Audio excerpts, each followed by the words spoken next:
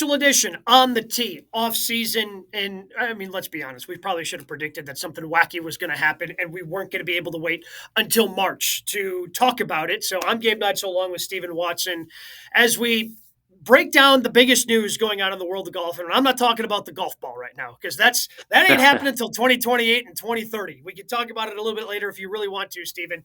But I am talking about Jon Rahm as he has made the decision. A lot of rumors flying, and it was official today. He is heading to LIV Golf, leaving the PGA Tour, leaving the DP World Tour behind, and he is now going to be joining the likes of Phil Mickelson, Brooks Koepka in the Startup League, which it's tough. It's tough to kind of marry some of the things he said in the past, but at the same time, the PGA Tour opened themselves up to this with everything that happened on June 6th. Yeah, I'm still trying not to get too emotional about these moves, but it's hard not to, Gabe, because the more and more I think about these guys going to LIV and what a year it has been in the game of golf, the optimist in me wants to think about how there's never been more momentum for the game of golf as a whole than what we're experiencing right now in golf. But for professional golf, there's an identity crisis. And ever since the big bomb that was dropped on June 6th of the proposed agreement of a merger between PIF and LIV and the PGA Tour to where we are now, a couple of weeks away from still no deal with a December 31st, deadline looming, we still have no idea what the future of golf looks like. And that's terrifying as a fan of professional golf and trying to figure out where this game is going to go from here. And when you see a superstar like Jon Rahm make this type of decision, which we're not surprised why the decision is happening anymore, it's about money. And these guys are starting to be a little bit more candid about the fact that it's about the money, but it doesn't solve the fact that we have no idea where the game is going on a professional scale at this point. No, I know where the game is going. The track that they're on right now, the track that they're on is there are going to be 4 events that matter, and that's it. There are going to be 4 events that matter, and it's the majors, which is cool for the majors, and is going to make those 4 weeks so big and spectacular and awesome. But I came to the realization when these rumors started flying about Jon Rahm going to LIV, and don't get me wrong, it sucks for the PGA Tour.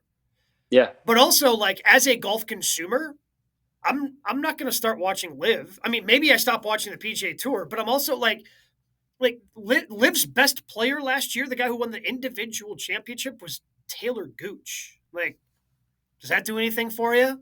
He just got traded too. It was big news. He did. Yeah, big news. He got traded. Uline getting traded. Pat Perez re-upping his deal. Like, it's not to steal a line from Succession. Like, I look at LIV and I'm like, you're not serious people. Like, this isn't a serious golf competition. I don't care. And I came to this realization because of Cam Smith. Because when Cam Smith left after being the Open champion, after being the champion golfer of the year, I'm like, man, that's really going to stink. And Cam Smith is a lot of fun to watch. I remember us doing the show after he won the 150th Open and us talking about how much fun it was to watch him. As much as it sucked watching our guy Rory go down, it was so much fun to watch Cam Smith go out there and get it, right? He plays a fun brand of golf. It's fun to watch. I didn't watch any Cam Smith over on LIV. Like, I'm not going to watch any Jon Rahm on LIV. Like, realistically, there's one person out there that could make me watch LIV, and that's Tiger Woods, and he ain't going anywhere. So the only thing, at least in my mind, and maybe I'm way off on this, and maybe Jon Rahm is bigger than I realize, and he's going to draw eyeballs to the CW and LIV, but the only thing LIV can do is weaken the PGA Tour. Like, I don't think that they can get, I mean, again, unless they get everybody, which I doubt they do, but as long as we're living in a splintered professional golf world, like, there's not enough to make me go watch LIV. So the only thing you're doing is weakening the PGA Tour. You're not really propping yourself up. You're just spending a bunch of money to weaken the other side. Gabe, you have to admit, though, that while LIV for a long time was a laughingstock, and to many it maybe still is, their foot is now in the door. And the longer that we go without a decision on what the future of the professional game looks like, the more power LIV is starting to get in the scope of what the professional golf landscape might look like beyond December 31st. Now, what I'm hoping as a golf fan is the old saying of deadline spur action. And by Yeah, but Jon this is a Rahm, fake deadline. This is a fake deadline that they put on by themselves that they can sprint past and have zero ramifications for. yeah, and the longer this goes on, the more power LIV gets. That's what I'm saying. Yeah. Is that if there is a deadline of December 31st and Rahm just signed a $600 million contract, who knows what that looks like? By the way, you know, contracts are it's a lot of just big numbers, and there's a lot of fine details, but this might spur action of creating this merger and making things happening and getting the right funding to look into the future. And then all of a sudden, Jon Rahm's playing chess while the other professionals are playing checkers. I think that's a perfect path for us as diehard golf fans who just want to watch the best players in the world play every weekend. Is that fair to say, Gabe? Yeah, and look, the only people who are suffering in this are the golf fan. Like, Yeah. sure, I mean, and again, like I don't blame Jon Rahm for okay, do what's best for you and your family, cool. But ultimately, if LIV, because by the way, LIV isn't very good at this either. It's not like LIV caters to the golf fan. They don't. No. Like LIV puts on these events that would be cool to watch in the morning, but because of the television contract that they're locked into, it's always going to play from noon to 6 p.m. Central Time. And if you happen to live someplace else, and the coverage goes a little bit longer, they're cutting you off so they can have their Judge Judy reruns on CW because that's what happened across the country. Like nobody's actually catering to us, the golf fan, and like LIV tries to pretend to, they don't. The PGA Tour does not. Like nobody in the professional game gives a rip about the golf fan, which is why I think we're heading into a world where golf becomes tennis. And the only thing in tennis that matters, like I could not tell you a single event on the ATP Tour. I'm sure there are people out there that can, but the only thing is, as far as I'm concerned, that exists in the world of tennis is the four majors, and that is a direction that we're currently heading in. And oh, by the way, one of our favorite events. Who knows what the hell happens with the Ryder Cup at this point? Because if more people continue to go and they can't figure out all the qualification system, and Rory McIlroy, by the way, on the record saying now we have to change it so we have Jon Rahm on that European team, although Rory just wants to win, obviously. But Yeah, like, funny how rules change there's when you want to win, right? yeah, so right now there's four events that matter. I hope there's a fifth every other year that matters, but I think that's still up for grabs as well. I think that is very much in the air. Yeah, I mean, golf is backing itself into a corner, to your point of becoming even more of a niche sport. I think most golf fans would tell you that golf is a niche sport. It's not one that most fans casually go to on the weekends. An option or an opportunity to try and change that was the TGL, which is now being pushed back another year. You talk about terrible timing for the sport right now, and a sport dealing with an identity crisis. Is that league was supposed to make golf cool and take it to the next level and be in primetime television for the casual fans. Think about what happened in the professional game of golf, Gabe, over the last 2 to 3 weeks, and what the next 2 to 3 weeks might also look like in the landscape. I know you say that it's like a false deadline, but I mean, we're looking at a golf season that starts in the first week of January. Well, I but mean, even how much anything, can you push back this deadline? These players need clarity. They are watching other guys benefit by taking the proactive approach of just going to LIV and getting their money. I mean, at some point, you're going to have the good guys, fight back and get to a point where Rory and JT and Spieth and Max are done defending the PGA Tour and realizing that they're not changing with the times either. Like the landscape is fractured, and to the point where like there is no blueprint for this. Like this is unprecedented in the sport. So the longer they go without unifying the game, the more fractured it will become. It's the Wild West, Gabe. even if they miraculously come to an agreement by December 31st, it's not like they're going to come together in 2024. LIV has most of their schedule out. There's a couple of dates that are, well, maybe they're still figuring out details with some of the courses they're playing, but for the most part, their schedule is out there. Obviously, the PGA Tour schedule is out there. Like all those things are locked in. Like even if they come to an agreement to have everybody come back together, that's not happening until 2025 at the earliest. Because I mean, if you've already got all these schedules and people are signed up for things, and who knows what happens with LIV going forward if they do indeed come together. Jay Monahan was parading around like LIV was going to go away after June 6th, and this is all just kind of continued to just slip through his fingers. I mean, I have no idea what happens to the world of professional golf, but I'm telling you this as somebody who is as diehard as it gets, Stephen. I am really starting to not care. I'm like, fine, if everybody wants to be greedy, if everybody just wants to fill their own pockets, because the problem with LIV is it's overinflated everybody to think that they're actually worth that. Like, LIV can't make any money giving away all this money. Like, golf isn't that popular. Like, golf isn't actually that good that Jon Rahm is making 300. Like, Jon Rahm is not as popular as Patrick Mahomes. Like, why is he Yeah. getting Pat Mahomes money?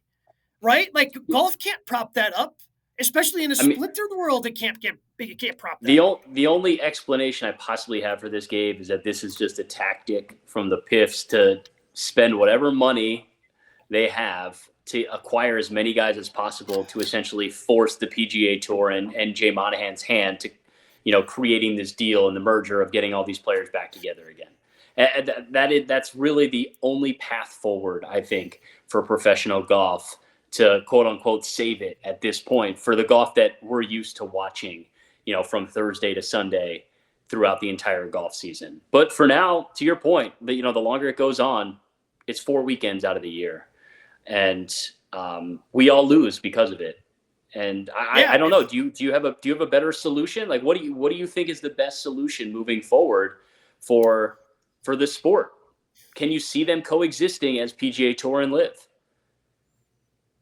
I don't know how, because everybody's just too hurt over on the PGA Tour. Like JT, Spieth, Max, all those guys. Like Rory, like you just want you want Jon Rahm to grab 300 mil and then be able to just walk back scot free. Walk away from the tour, and especially those guys who went early, the Brysons, the guys that turned around and then sued the PGA Tour, sued you. Like when depositions are being dropped off to Rory McIlroy on Christmas Eve, like, okay, Patrick Reed, yeah, just welcome back. Hey, cool. It'll just be like old times. No, like it's so fractured at this point, and I don't know what the PGA Tour does. I mean, LIV can keep doing this, I guess, for as long as they want, but it's not like they're ever going to make money off of it. The PGA Tour is already bleeding money and can't figure out how to prop up the tournaments that they want to with the money that they want to try to compete with this. Because again, like the amount of money that's being thrown around cannot be supported by the golf world, cannot be supported by the sponsors that already exist within the PGA Tour or the professional golf landscape. Like the PIF came in and changed everything, and they continue to just pump money and throw money at players to the point where now, again, like Patrick Cantlay and Xander Schauffele think that they're worth so much more than they actually are. Yeah, that it's just crazy, and I don't know how. Like, you can't stuff the genie back in the bottle. Like, I do not have a good solution. I mean, even if they do find a way to come together, like, unless one of these two tours decides to actually shut down, I don't know how you find a way to get everybody to come back together. Yeah, I mean they're just drowning the PGA Tour at this point. They're just proving that they have more money and that money wins. And now they're getting inside the minds of the players and realizing, like, why aren't I getting mine if I'm watching my fellow golf friends and teammates get that kind of money as well? And that's the part that I struggle with the most, is when you hear somebody like Rory, who has been the good guy through it all publicly, anti-LIV, kind of conceding a little bit to Jamie Weir, on the record, as early as today or this week when he taped that podcast, and he made the comments of, yeah, we're just going to have to, move forward and probably just have to, all come together and make this work. Like, I'm sorry, man, but like, you're talking about egos and you're talking about tens and hundreds of millions of dollars. It's not going to be just as simple as like shaking your hands and saying, it's all going to be okay. Let's just move forward because it's for the game. Like, it's been made very clear, Gabe, that it's not about the game anymore. It's about getting theirs. and Yeah. that's the part that it's like, you know, do I trust you or I trust the devil inside of you type of thing, right? Like you can't take a man at their word anymore. You know, Jon Rahm was, you know, the one of the most vocal anti-live guys, you know, consistently over the last couple of years, talking about he hated the format, he had enough money, and another $400 million wouldn't change his lifestyle to what he currently has. Well, clearly he has a price, and I think every person has a price. I've never been offered, hundreds of millions of dollars, but I'm sure I have a price as well, Gabe. But it's not even more selling your soul to the devil, which is, it used to be the good versus evil. It's just the wild, wild west now. And nobody can put their hands on how to stop the bleeding on both sides. The PIF side of giving these outrageous contracts that, nobody can handle, and then the PGA Tour, who can't afford to pay those guys and are losing those guys. Um, But it's scary. It's scary for the golf fans because it's just uncharted territory. again, I guess I'm not scared. I'm just sick of the whole thing at this point because PIF But can't. what's it gonna take it to stop, Gabe? Like Well, because here's the thing: like, can they offer everybody else within the top 10 of the world golf rankings right now $600 million? I don't think they can. Like, are they no, because willing to go and are they willing to go and literally spend $5 billion in player acquisition? No, and because they can't, like, we're just gonna live in a splintered golf world.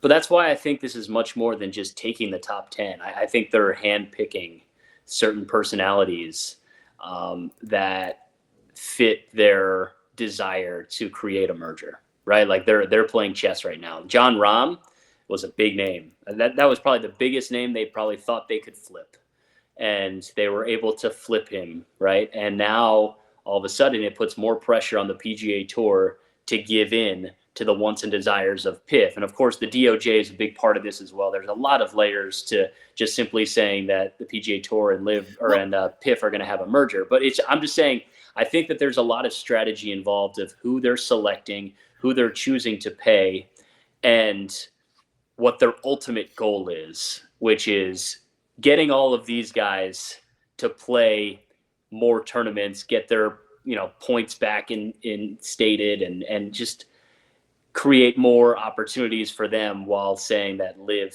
saved their careers. are you gonna watch more live because of Jon Rahm?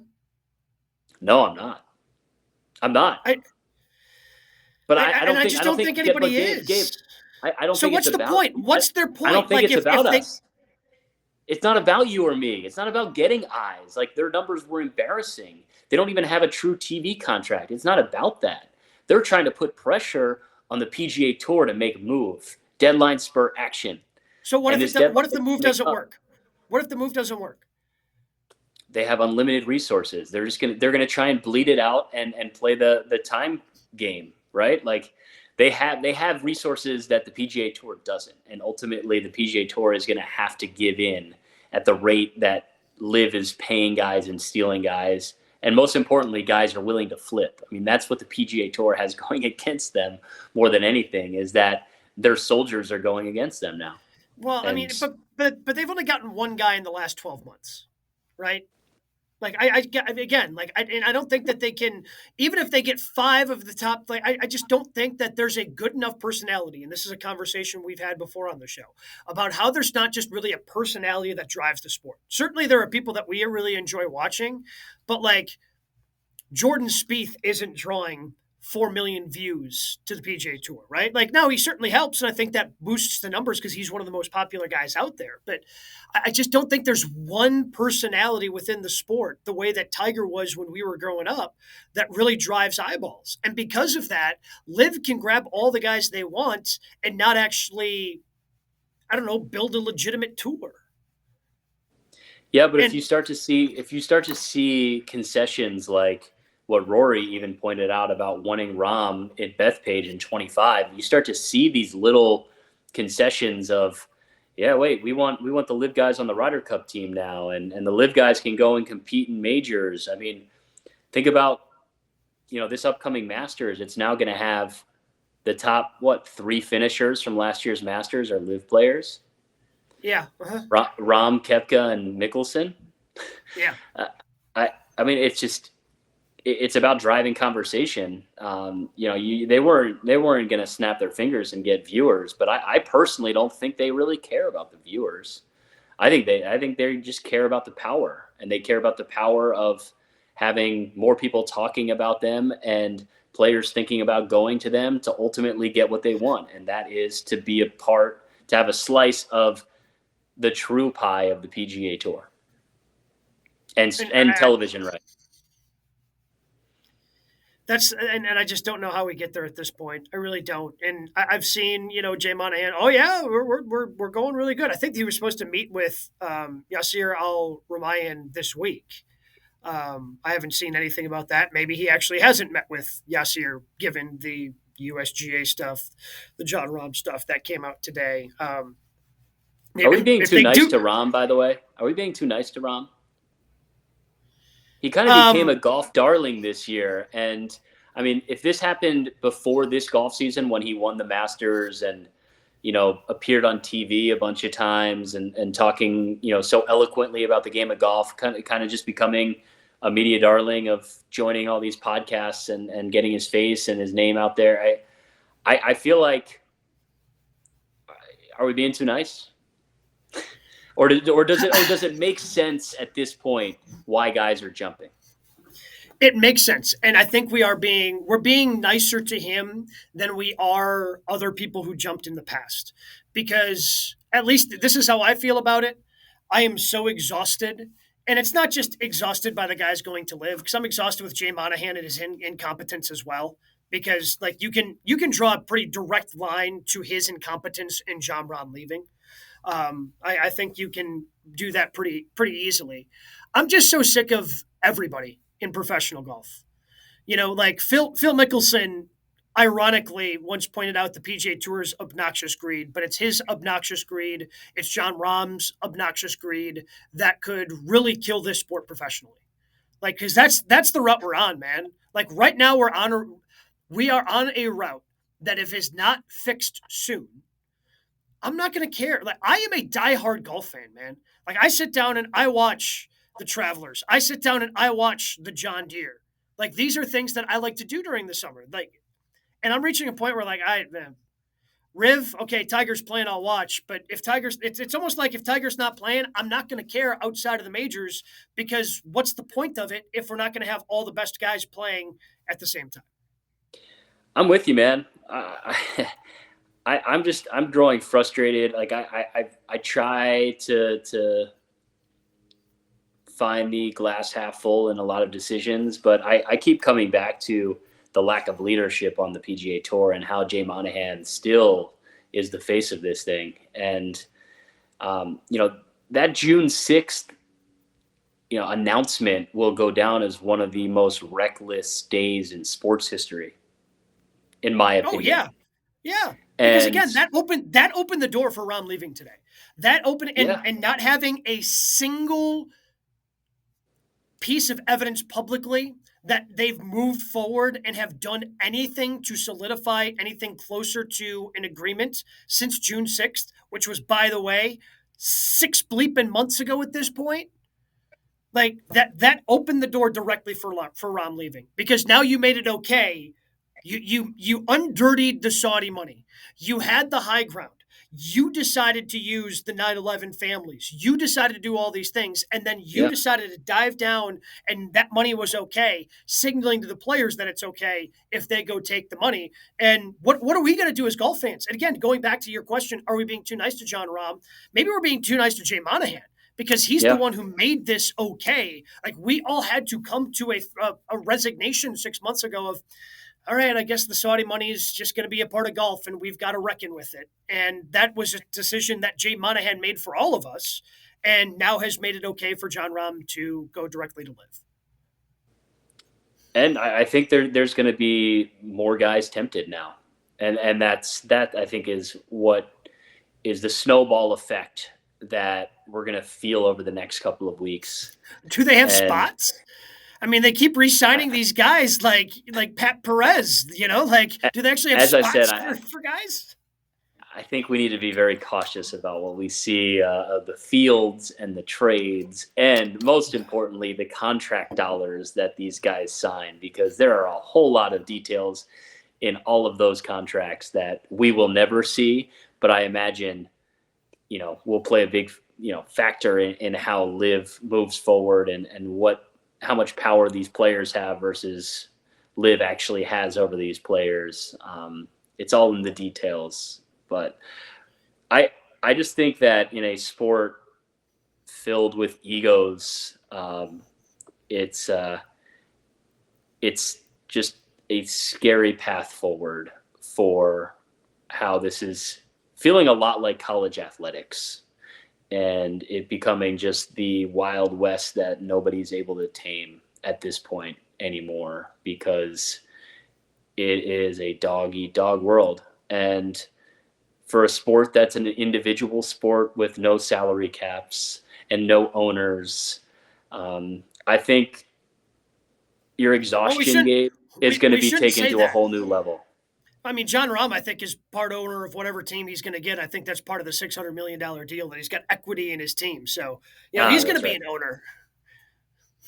Which Congratulations again, to him. yeah, tip of the cap to you, John. On the first night of Hanukkah, I say Mazel Tov, Jon Rahm.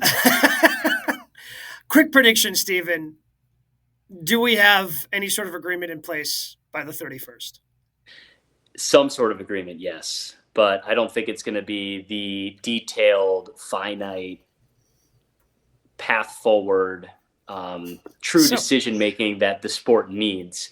But I think there will be signatures, and I think that we are going to see some sort of merger moving forward. I think that this is the final straw, and I think that we're going to look back on December 7th as being the day when golf changed, just as much as June 6th of 2023 was the day that the golf changed.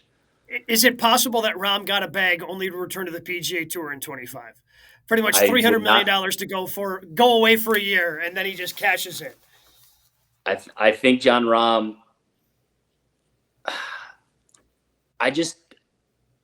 he's so likable, and I want to like him, and I want to like what he stands for, and I love watching him play, and he does seem like a true family man, and everything right about the game of golf and the way he always talks about it and his love for the game.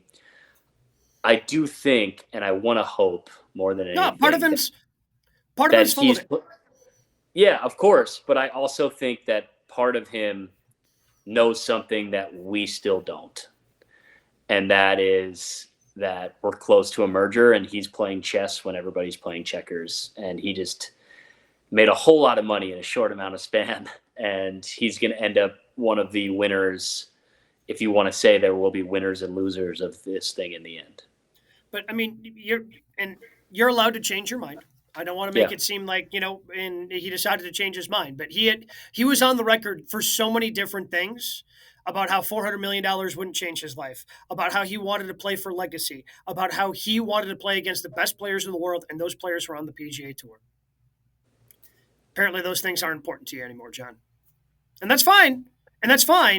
But also now I can't believe you like I once did. Like I once thought that you were somebody who was heartfelt and sincere, and now that has to come into question. Yeah, but I think we've also learned that there are a lot of personalities in this sport who you can't trust anymore. And no, he saw an avenue to get his, and he took it. I don't agree with it. I don't think it's a good thing from just a human perspective of going against your word the way that he did. But ultimately, he might have the last laugh if this ends up merging and he is several $100 million richer than some of the other guys who refuse to go against their word. I'm just glad he didn't use the phrase grow the game today, because this is the opposite of that. He did wear the varsity jacket. That weird look. Like I really only thought like Greg Norman would stoop to the level of rocking a varsity LIV jacket, but look, here we are. he doesn't have his team, and whatever team he has, maybe he ends up renaming because it's his team or whatever. Like, so I get like just throwing on the live hat because you want to live logo somewhere during the press conference. I get that. Yes. Letterman jacket, live Letterman jacket. Really? Yeah. Just I we should have started with this. we we should have started with him wearing the Liv Letterman jacket. I guess the long and short of it is it's just frustrating if you're a fan of professional golf, and that's I think where we land today. Do you have any final thoughts, Stephen?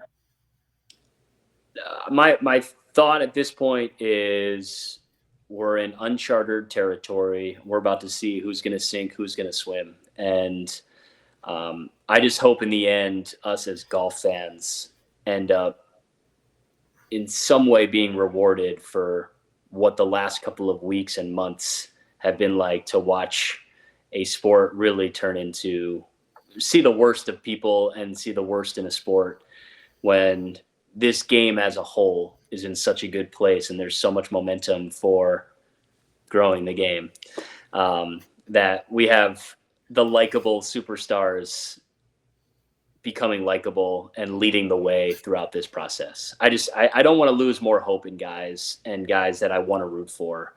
And I just hope that ultimately we're rewarded as golf fans for any decision that might be made in the upcoming weeks. Hey, Stephen Watson, I'm Gabe Neitzel. If more news breaks, we may have another special edition. But if not, we'll be back in March. This has been a special edition of On the Tee.